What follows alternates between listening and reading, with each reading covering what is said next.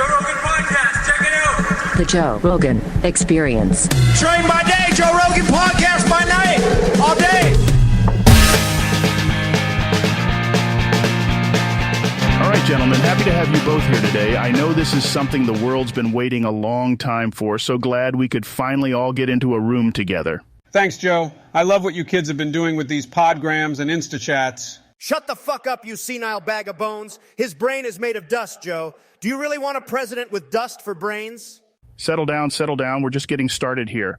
Now, while that is entirely possible, Joe, would you like to respond to the assertion that you do, in fact, have dust for brains? Dust in the who now? Who told you that? Corn Pop? That goddamn swizzle stick. I remember when he wasn't even allowed in the same pool as us. Good times. Listen to the ramblings of this deranged old man. Could never be me, Joe.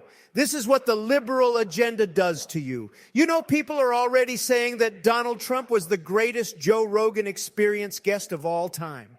This will be the greatest, most largest event in the history of podcasting, all thanks to your favorite president, me, Donald Trump. You're welcome, Joe.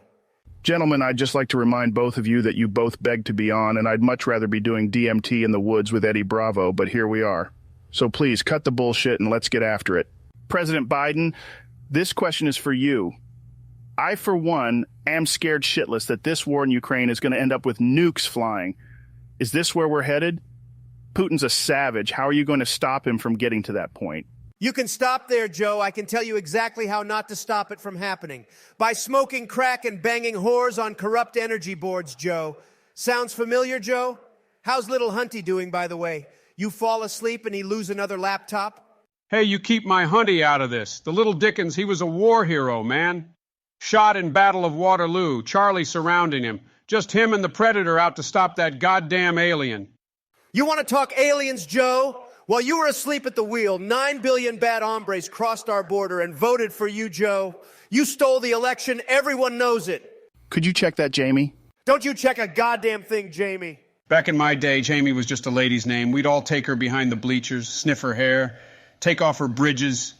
Everybody in the neighborhood got a spin, even crippled Tim. I think we're getting a little off topic here.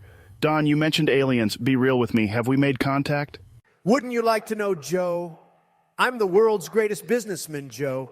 And all I can say is if there weren't aliens, then why would I be building a hotel on Mars?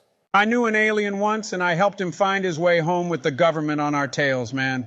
We did a bicycle moon ride and touched our fingers. I think you are describing the plot to the movie E.T. E.T. was a sad excuse for a film, Joe. I walked out of the theater and said, wow, what a sad excuse for a film that was.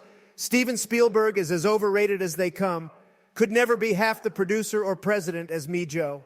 Both of you are retarded. This country is so fucked. I'm getting high. Goodbye, everyone.